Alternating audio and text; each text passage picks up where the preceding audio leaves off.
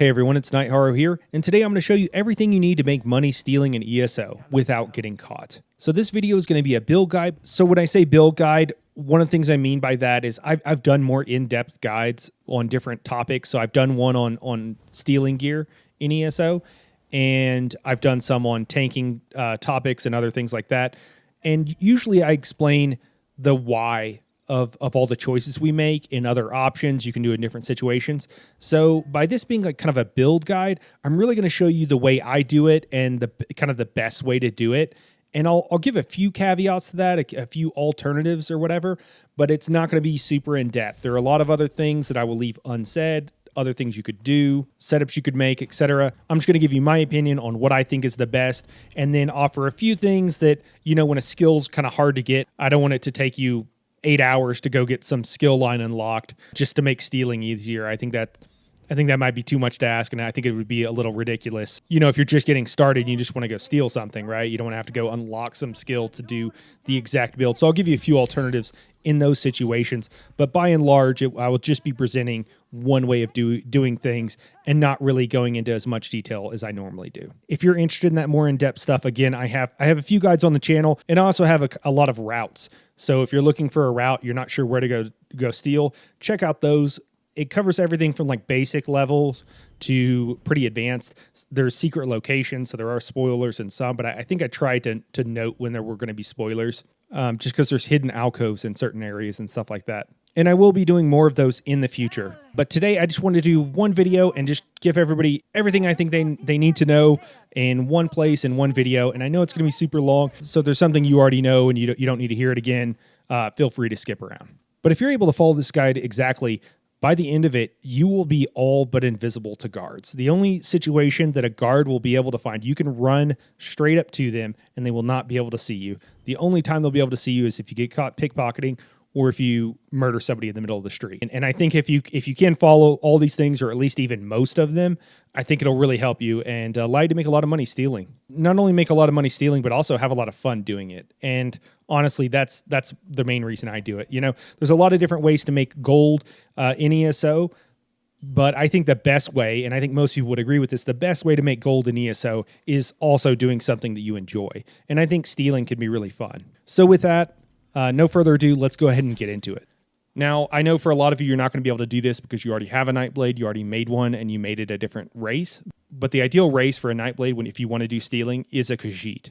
I personally have like 4 Nightblades, so there's nothing wrong with going out and making a second one. And not all of them are Psijics. My main is actually a Dark Elf. But the reason you want to be a Psijic is because of 2 main skills, and really one is the most important. So Feline Ambush. This is one of the last things you're going to get unlocked, at least all 3 levels of it. But each level allows you can see it here, I'll pop it up on the screen. But each level reduces your detection radius by 1 meter. And with this ability and a bunch of other stuff that I'm going to show you later on, you need all of them combined, but you can literally walk up to the front of guards and they will not see you. And it doesn't matter if you have a bounty or anything else. So you do need Feline Ambush though. You need it maxed out. And then the other thing is Cut Purse. This is a really nice thing. It's only a 5% bonus, but you start with it. And at the beginning, when you're first starting out and you haven't got your Legerdemain like leveled up all the way, your chances of picking pockets will be considerably lower than it will later on in the game. And so that 5%, while it's not make or break, it's just a nice to have. And that's really it for being a Psijic. It's those 2 main skills, Feline Ambush being the main one. And now the reason you want to be a Nightblade, that is because of Shadowy Disguise. This ability alone is reason enough to need to be a Nightblade. What it does is it allows you to become invisible to guards. Even if you've been detected, even if they're chasing you or what have you, it allows you to just hit an ability, use some magicka, and immediately become invisible. There's only really like 2 other ways to do that. I think it's being a vampire and sprinting, but you have to sprint away for several seconds before you become invisible, which can be a problem, especially in tight quarters, and also where are you going? So you need someplace to sprint to for a couple of seconds to do that. And then the other one is using potions, but we don't really want to do that because even though you'll get some potions while you're stealing and from Thieves troves and stuff, it's expensive. You won't have enough. So those are things you could do in theory, but again, build guide. So we're going to be a Nightblade, and it's because of Shadowy Disguise. Now, if you are a Magblade, there's a couple of abilities you can use as alternatives and are kind of cheaper and easier, and that is Twisting Path and Restoring Path, both just different morphs of the path skill. But what it does is it gives you Major Expedition. It gives you like a 30% speed increase for a handful of seconds.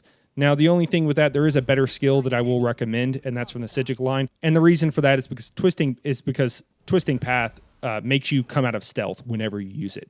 So just keep that in mind. If you cast twisting path, it will break stealth for you. And if you are also a Magblade, another skill that you might want to use is concealed weapon.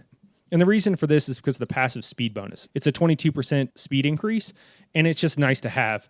But you don't really need this. I actually do this on my stand blade. That's the main thing I'm going to be showing you today. And honestly, concealed weapon, if you put everything else I put on my stand blade, you'll be too fast. It'll be like impossible to get behind people. And what you'll have to do is single bar it so you can swap bars and be slower when you're actually trying to pickpocket people. Because if you barely touch your keys, you'll like fly 3 meters because you're at speed cap. But it can be really nice, too, if you're using this. You can use this as a gathering build as well. And it's really nice because you can run around at speed cap. Speed cap is 200% for those who don't know. And if you're mounted, it's like 250. And so you're a little bit slower than you could otherwise be while mounted, but you're also invisible and no one's going to bother you. So it's kind of nice for that. And if nodes are close together, you don't have to worry about remounting just to go 10 feet, which you're not going to do anyway. So it actually is faster in some situations. But that is literally it for being a Nightblade. That is the one skill that you absolutely need, Shadowy Disguise, and then 2 optional skills if you're a Magblade that I recommend. Now moving on, Improved Hiding. This ability just reduces the cost of sneaking. This is important for us as a Nightblade, especially while we're running around stealing, because we're going to be stealth pretty much the whole time. If you're a Magblade, this can be a problem for you because you won't have all the passives that you have in the medium armor skill line that further reduce this cost, but it's usually not that big a deal. If you follow most of the things I'm showing you today, you should be fine in general. But just keep in mind, you might have to keep an eye out for it. If you're gathering and you're running long distances and you're staying perma-stealth, it could be an issue. And Light Fingers. So this ability is what allows us to pick pockets. Different types of NPCs are harder to pickpocket on. So if you have someone who will be like a drunk or like a sailor or something like that, it'll tend to be easier to pick their pocket. And they also have different loot tables as well. And what I mean by that is that if you pick the pockets of nobles, you're more likely to get more high value items, but it's also going to be more difficult to pick their pockets. So when you're first starting out, when you're like low level or you haven't leveled your Legerdemain, you probably don't want to be trying to pick nobles' pockets because you'll have such a low percentage that it won't really be worth it. You'll be getting caught all the time, and so it doesn't really work out.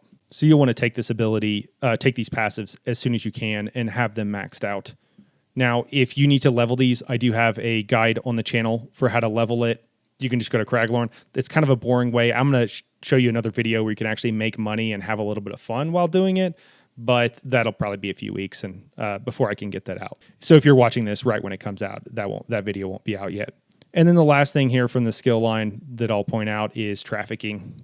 And what this ability does is it allows you to sell and fence more items on any given day. And that's really nice because being able to sell and fence items is actually the main way that you'll level the skill line.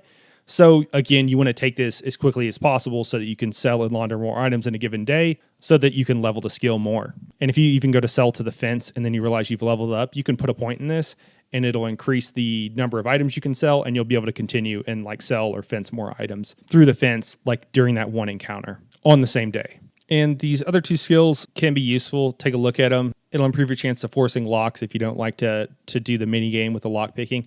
I personally find it kind of fun, and after a while you get really good at it, and it feels good to be good at it, and it's also not that big a deal. Although it's always going to be faster, I think, to force it.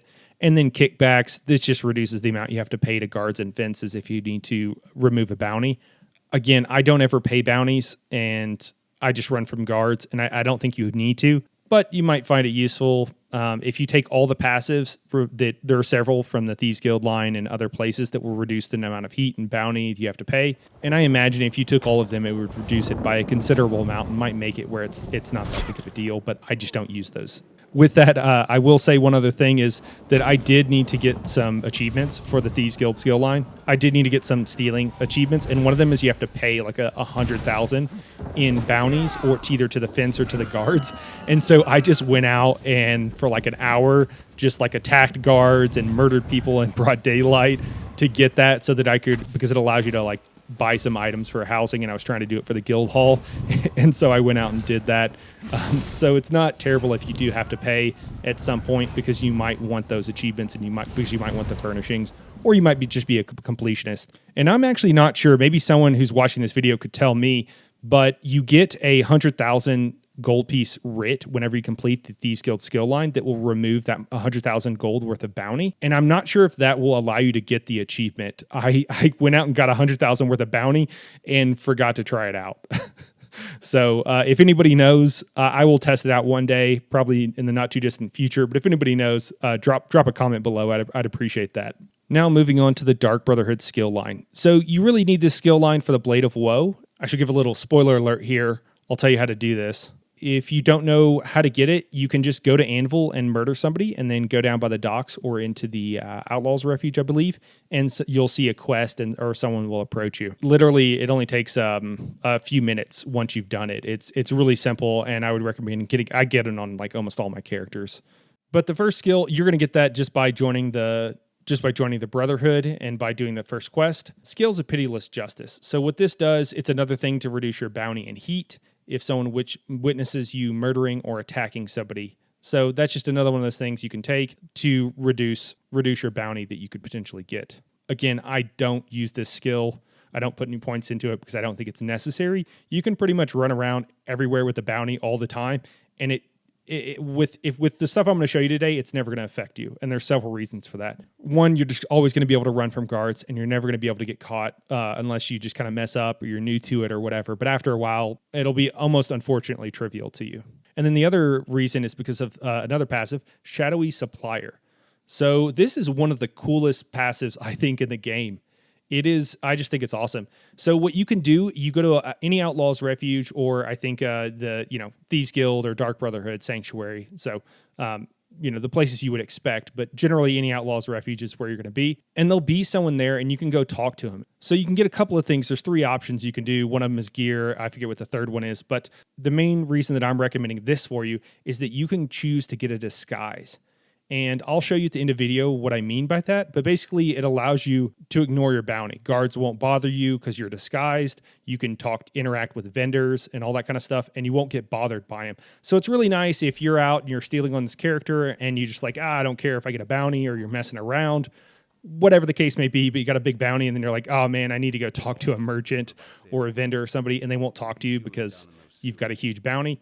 You can actually use the disguise to get them to ignore that. And you can also walk around, interact. If you need to go to a guild trader or something and a guard's wandering around and you just don't want to be bothered by it. And you can do that once a day. So it's pretty nice. And if you're on this guy, and even if you just use him for stealing, you're going to be in the Thieves Guild, so you can go talk to him and get it. And then the last thing on this list is Spectral Assassin. So this allows you a 15% chance to shroud yourself when using a Blade of Woe, shielding you from being witnessed and receiving a bounty. Again, I don't use this. It's really kind of like everything else, that reduces your bounty and reduces the cost and heat and stuff like that. In aggregate, I think it can be a huge bonus, but just by itself, 15% chance if you happen to get caught, it's just, to me, it doesn't seem that useful. It's a pretty low percentage, but it could be a nice to have if you got skill points just laying around, which I know I certainly do not, and I imagine you guys don't either. Now, moving on to the Thieves Guild skill line. So the first thing here is Swiftly Forgotten. So this allows you to reduce your bounty and heat. Again, it's not something I generally take because I don't have the skill points for it, and I just don't find it necessary or really even that helpful. It might be a nice to have if I had a ton of skill points, but I just don't, so I don't take it. But what you do want is Haggling. And you don't have to have this. You can see here I only have it to level 3, and so it's a 7% increase. At level 4, it actually goes up to 10. So it's kind of weird because first rank is 2, then it's 4, then it's 7, then it's 10. But if you have it, you get a 10% increase. It's pretty nice to have because it'll allow you to make obviously 10% more money, but from your selling your stolen goods. But there's another way with CP that we can get considerably more. We can get up to I think 25%. So it's not something that is super required, and and don't feel like you need to grind it out. Just give that extra 10%. It's not going to make or break anything. But I do want to point it out here. And then, there's some other skills here. Again, Clemency can be really nice if, the first time a guard accosts you, whenever he's caught you with a bounty or whatever, you can just say, hey, no, I'm good. Trust me. I got friends in low places, and they'll let you go. And that's really nice. I have taken that before just to try it out. And I did think it was kind of nice, especially if you're going, like I said, to use a guild trader or something and you happen to get caught, but it's really not needed. The one thing I do like, though, is Veil of Shadows. And this one decreases the detection range of witnesses and guards by 10%. And this is really the only ability that actually reduces the detection radius of crimes. So the gear I'm going to show you will keep you from being seen while stealth, but it will not reduce significantly, if at all, the radius from which they will detect that when you're actually like getting caught pickpocketing or if you Blade of Woe someone. But this ability will. And so it's really the only thing in the game that can reduce that, as far as I know. Please correct me if someone knows of anything, but I'm pretty sure that it's the only thing in the game that does that. And so I just recommend taking it. You do have to have Thieves Guild pretty much maxed out, or, I think Thieves Guild goes up to level 12, but this is level 10. So again, not something you necessarily need to grind out because it is only 10%, but I like it personally, and I do recommend it. And that's really it for those main core, like stealing, Thieves Guild, Dark Brotherhood, Legerdemain, those kind of things. Now let's move on to one other ability. And again, this is another one that I would say don't grind this out don't grind out this skill line just for this ability, but it can be really, really useful. And that is from the Psijic skill line, and it's Race Against Time. And the reason you want this ability is because you can use this while stealth to get that major increase in speed by 30%, to get major expedition. And you'll see that I use it here in a lot of different situations. Honestly, it's kind of a nice to have if you're gathering or what have you, and you're not on a mag blade, or even if you are, you can use this and it doesn't break stealth. And that's the main reason you might want this. Now, I use this, I PvP on this toon as well, and so that's why I leveled this skill line for him, but it's not something you absolutely need. On my mag blade, for the longest time, I just used Refreshing Path or nothing at all, and it was just fine. And that's it as far as skills go. You really only need a handful of skills on your bar, and even then, the only one you really absolutely need is going to be Shadowy Disguise, and the rest of these are kind of optional or things that I highly recommend. So that's pretty much it as far as skills go. So let's go ahead and move on and talk about and look at the CP tree. So I love the changes they made recently to the CP tree, and I think the green, and I say that, I'm pretty sure this is green. I'm colorblind, and I'm like 90% sure this is green. But just in case it's red, it's the leftmost skill line, and it's the one that kind of looks like a cloaked and shadowy figure. You see it here. You guys know what I'm talking about. So from this skill line, there's really 3 main skills that I highly recommend that you get as soon as possible, and one that is really the only thing that is essential. And I have great news for you guys. It's super easy, and if you have CP, you probably have enough CP to get it. You don't even need CP 160 to get this, and that is Out of Sight. What this allows you to do, it just reduces your stealth detection radius by another 3 meters. And I recommend maxing it out. You do have to slot this ability, but I absolutely recommend you get it. It reduces your stealth detection radius by 3 meters. No reason not to get it. And you'll see here, I also take friends in low places. Slot this, don't slot it. I don't think it's that big of a deal personally. I normally don't have it slotted. I was just playing around with it for this video. It's another way that you can reduce pretty easily. Like honestly, all the other things that I showed you about reducing your bounty and heat and gold piece cost, those require leveling skill lines. They also require several skill points. So if you've got the slottable for it, you could throw this in there and it's a free 1,000 gold. Honestly, if you're stealing and you're going someplace or being reasonably careful, this will be more than enough for you to have 0 bounty during the course of a day. Honestly, you'll probably have less than 1,000 gold bounty by the time you finish, if you have any bounty at all. It's very possible and to have no bounty at all. I honestly don't worry about it. Sometimes I'll get bounty. I'm like, oh yeah, I'll probably get caught for this or whatever, and so I'll just murder somebody or I'll do something questionable. But it's just kind of a nice to have, and it's one you need anyway. So you could slot it or not slot it, depending if you have the space and what other stuff you like to do. Now, the next one I do really recommend, and that is Infamous. And this allows you to sell fenced items for 25% more. So how I mentioned from the Thieves Guild, you can get an extra 10%. This one, all you have to do is slot it. It takes very little CP, all things considered. Obviously, once you have CP. And you can get a 25% increase in cost of items sold. Just to give you kind of an idea, I usually, when I go for a run and I max out and fill up my bags with everything and then go sell it during the course of any given day, I generally make 25,000 gold. And that is just in items that I'm selling to the fence.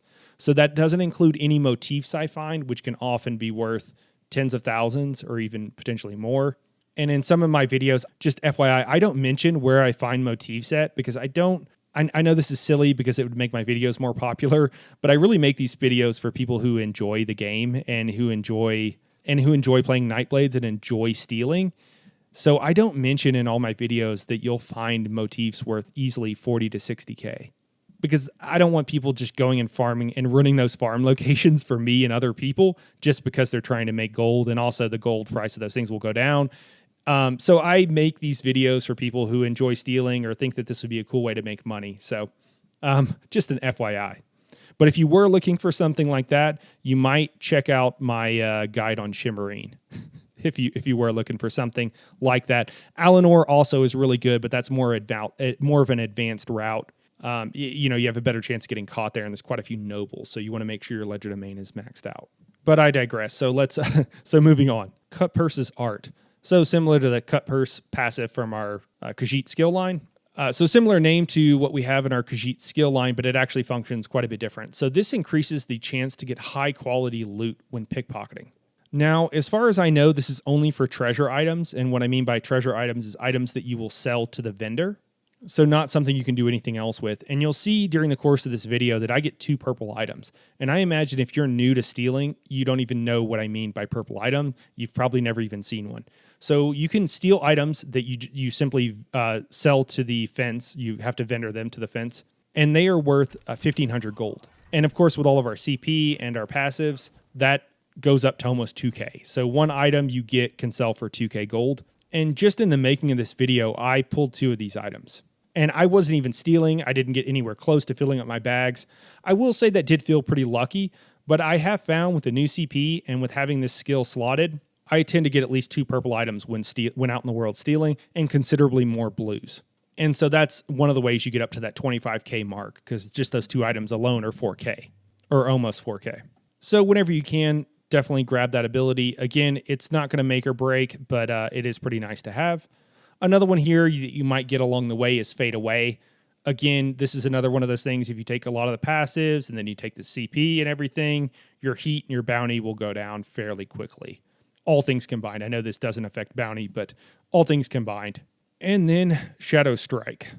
This is one that I honestly wouldn't waste the CP on. Here I took it and I've played with it before. The problem with this ability is that you'll notice that it says after a short while.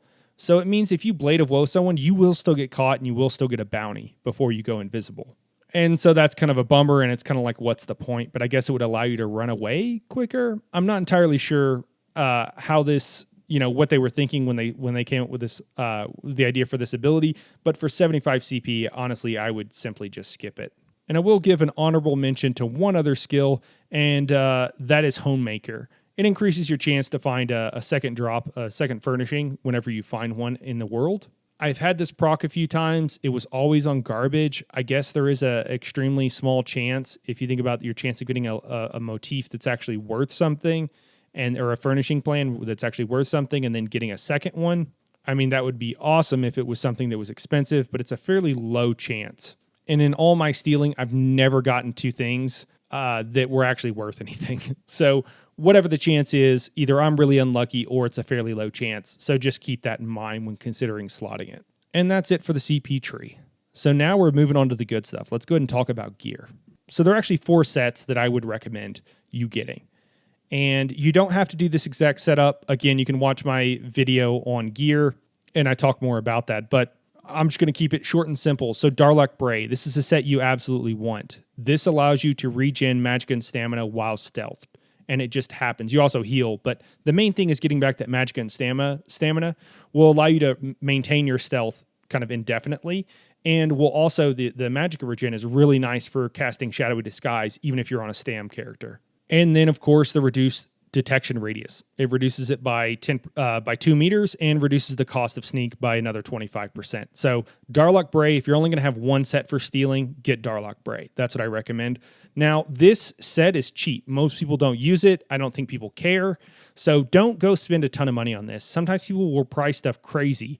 10K for a weapon is like a decent price, but you could even get it for like cheaper, for like 5 or a couple of K. And for the rest of the gear, a couple thousand, 5,000. And I only say like 5,000 because a lot of people won't put something in the guild store if they're not selling it for at least that amount. So You can also go farm this in elsewhere and just open world. So it's also really easy to get. And you really don't need to worry about the traits. It's not going to matter. We're almost never going to be in combat, and when we are, it's going to be, you can't kill a guard. You can't even really harm them. So, you're not worried about that. Well fitted might be nice so you can roll dodge more often if you do get caught. But otherwise, a lot of my stuff is training or, whatever, reinforced. Who knows? I haven't even looked what traits they are because it doesn't really matter.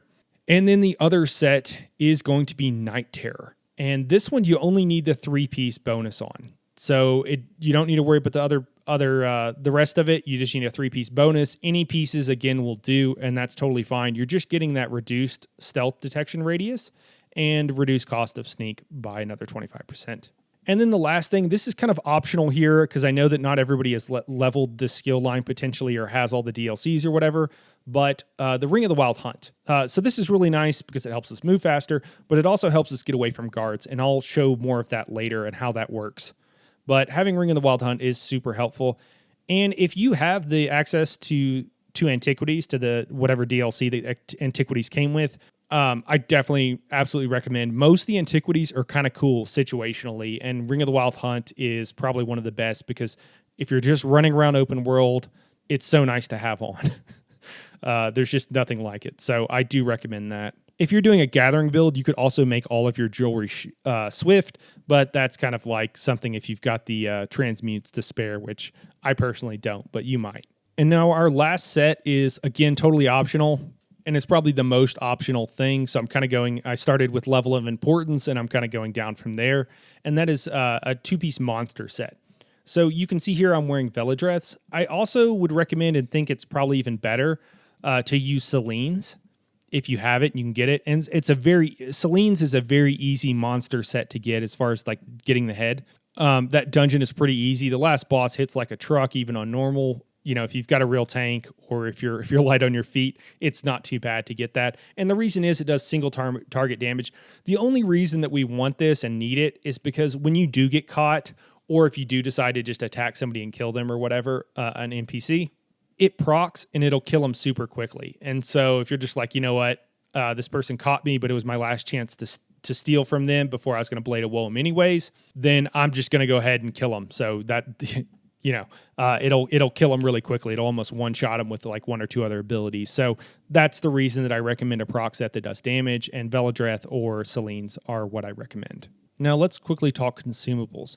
So a lot of people don't realize this, and I don't know why you would because it's pretty counterintuitive. But if you are on a stamina character and you are stealing, you want to just use trash bots, but you want Essence of Magicka. And the reason for this is because a couple of our abilities, one, if you're using Race Against Time or one of the paths, those both use Magicka. And then the other thing is Shadowy Disguise. So the ability that allows us to essentially go invisible also costs Magicka. And with Darlock Bray and other things, you get a fair amount of Magicka regen. And so it's not that big a deal. But when you're starting out, you'll probably cast some of those abilities more often than you need. And so if you start to run out, and you're still running from the guards, you can drink a potion. And these are generally just called trash bots because that's what you do. You throw them away or you vendor them. If you're on a mag character, you might find yourself running low on stam because you're running around in stealth all the time. So you want stamina pots on your mag character. And then on your stamina character, you want to make sure you're using mag pots. So it's kind of weird, but just the opposite thing, the thing you have the least of, the lowest regen, etc. So you just have those there just in case. And again, they're super cheap. They're almost free. If you find you don't need them, obviously, you could get rid of them or slot something else, but that's what I use. Now, there is one thing that I neglected to mention earlier, and that is I highly, highly, highly recommend that you become a vampire. I would say it's essential to say that you followed this guide. If you don't do this, that's okay. I understand some people don't like the RP of it, but if you really want to follow this guide, you need to be a vampire. And the reason for that is the Dark Stalker passive. So this passive allows you to ignore the movement speed penalty of sneak, and as a kind of an added bonus, it also decreases the time it takes to enter sneak. So you get this really early in the vampire skill line. It's very easy to get. You can just do anything once you become a vampire to get experience. Anything that gives you experience will level that skill line. And it allows you to not have to use a 5-piece set to get that same bonus. If you're not going to do this, then I recommend you check out my gear video. where I go over some alternatives. But again, I highly recommend it, and for no other reason than the Darkstalker passes, although there are some other cool things in that tree if you're a Nightblade. And that is it for our actual setup. So that is everything you need to know. That is everything that I do to have my character set up to be able to do this. Now, we'll be doing another video in which I will go over all the techniques that you need and the actual kind of skills, the how-to of stealing. And that'll include tips and tricks and a handful of other stuff. I actually recorded it along with this video, and I was going to do one large video, and it was just too long. It was like another 20 or 30 minutes. So what I did is I kind of chopped this video up and made some changes, and I'm going to release this now. And then hopefully in a week or two, I'll be able to get to that and probably re-record some stuff, but I'll get it out for you then. So if you wanna check that out and you want to know when I have new videos come out, definitely hit the subscribe button. But that's it for today, guys. I hope this video was helpful. And as always, thanks for watching, and we'll see you in the next one.